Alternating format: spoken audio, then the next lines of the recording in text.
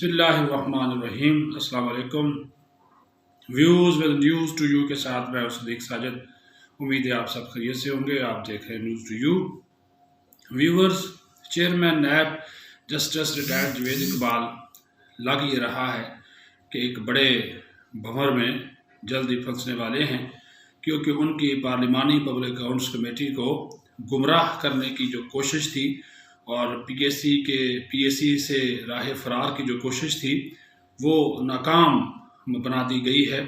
और इसके लिए आपको ये जो वीडियो है इसको आखिर तक देखना होगा, क्योंकि मैं आपको चेयरमैन जो पब्लिक अकाउंट्स कमेटी हैं राना तनवीर हुसैन, उनकी एक बहुत अहम गुफ्तगू भी वो सुनवाऊँगा ताकि आपको सारी सूरत हाल और हक़ाइक़ का इल्म हो सके। तो एक तो जो 6 जनवरी को पीएसी का इजलास हुआ था उसमें चेयरमैन नैब ने पेश होने से इनकार कर दिया था, जिसके ऊपर पीएसी बहुत ज़्यादा बरहम हुई थी और एक ख़त पेश किया गया था बजरिया स्पीकर ऑफिस पीएसी के सामने, जिसमें डीजी नैब ने ये बात बताई थी, जो कि चेयरमैन नैब की जगह पे इजलास में आए थे, कि वज़ीर आज़म ने रोक दिया है चेयरमैन नैब को और लिहाजा प्रिंसिपल अकाउंटिंग ऑफिसर जो है वो डीजी नैब होंगे, चेयरमैन नहीं होंगे। इसके ऊपर पीएसी के तमाम अरकान बहुत ज़्यादा बरहम हुए, क्योंकि जो पब्लिक अकाउंट्स कमेटी में प्रिंसिपल अकाउंटिंग ऑफिसर होता है वो ग्रेड 22 का ऑफिसर, ये सेक्रेटरी या अदारे का चेयरमैन होता है, उससे कम का ये एक्सेप्ट नहीं करते। और जब ये इन्होंने फैसला किया कि इस खत की तहकीकात कराई जाएंगी वज़ीर आज़म ऑफिस से, कबीना डिवीज़न से, क्योंकि वो ख़त पीएसी को नैब की जानब से मिला, वज़ीर आज़म ऑफिस की जानब से इन्फॉर्म ना किया गया। और अब जब ये तहकीकात का पहला मरहला मुकम्मल हुआ है तो ये इंकशाफ सामने आया है और वज़ीर आज़म ऑफिस ने पब्लिक अकाउंट्स कमेटी सेक्रेटेरिएट को बाकायदा जवाबी ख़त लिखकर आगाह किया है कि वज़ीर आज़म इमरान खान ने चेयरमैन नैब को पीएसी के सामने पेश होने से नहीं रोका, और इस सिलसिले में जो ख़त में वज़ीर आज़म का नाम इस्तेमाल किया गया वो गलत इस्तेमाल किया गया। और ये भी उन्होंने कहा कि उन्हें अफसोस है कि इस तरह नैब की जानिब से वज़ीर आज़म का नाम इस्तेमाल करके इस सारे मामले का रुख वज़ीर आज़म की तरफ मोड़ने की कोशिश की गई। इसके ऊपर पब्लिक अकाउंट्स कमेटी जो है वो बड़ी हैरान हुई कि जब वज़ीर आज़म ऑफिस ने इस तरदीद कर दी कि उन्होंने चेयरमैन नैब को नहीं रोका था, तो फिर जो ख़त हमें मिला उसमें वज़ीर आज़म का नाम उनकी इजाज़त के बगैर कैसे इस्तेमाल कर लिया गया। अब कबीना डिवीज़न इस सारे मामले की तहकीकात कर रही है। दूसरी तरफ जो चेयरमैन पब्लिक अकाउंट्स कमेटी हैं राना तनवीर हुसैन, उन्होंने 2 रोज़ा इजलास 25 और 26 जनवरी को पब्लिक अकाउंट्स कमेटी का बुला लिया है और 26 जनवरी को chairman NAB justice retired Javed Iqbal को तलब भी कर लिया है। वाज़ेह तौर पर उन्होंने कहा है कि उनको पेश होना होगा, हर हाल में पेश होना होगा। एक तो इस बात की वजाहत देना होगी कि उन्होंने पीएसी को एक मशकूक ख़त के ज़रिए वज़ीर आज़म का नाम इस्तेमाल करके गुमराह करने की कोशिश क्यों की, और दूसरा फिर उन्होंने कहा कि ये भी वजाहत देनी होगी कि चेयरमैन नैब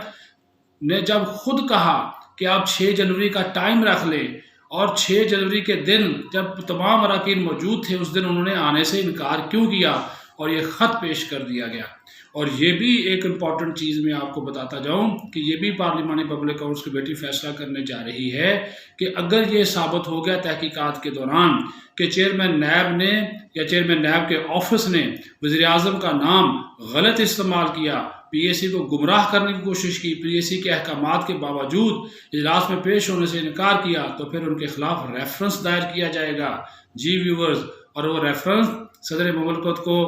भिजवाया जाएगा, क्योंकि सदर जो हैं वो उनको उसी तरह हटाएंगे जिस तरह सुप्रीम जुडिशल काउंसिल में एक जज को हटाया जाता है।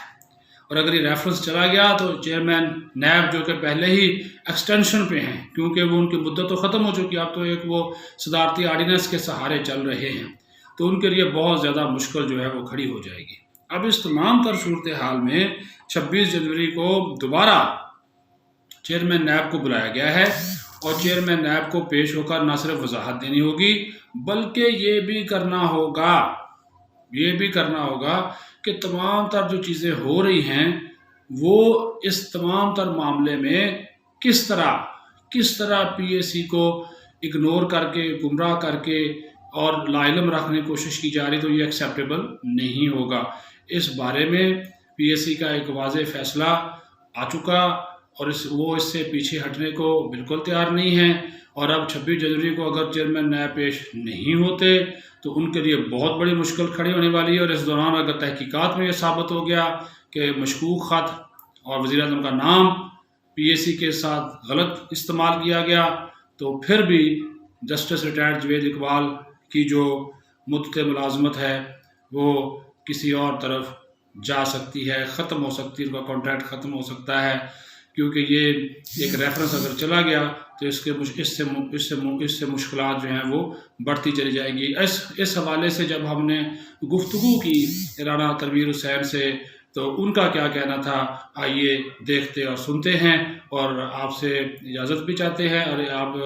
یہ ان کی ویڈیو دیکھیے اور ساتھ ہی ساتھ نیوز ٹو یو کو لائک کریں، سبسکرائب کریں، شیئر کریں، اپنا خیال رکھیں۔ بہت شکریہ۔ رانا تنویر حسین کا ساڑھ دیکھیے۔ میرے علم میں تو تھا کہ میں نے 9-10 جو نہیں کرا رہے تھے اس کو کر دیا ہے، وہ آ چکے ہیں۔ نیشنل بینک تھا بہت بڑا، 12 سے نہیں کرا رہا تھا،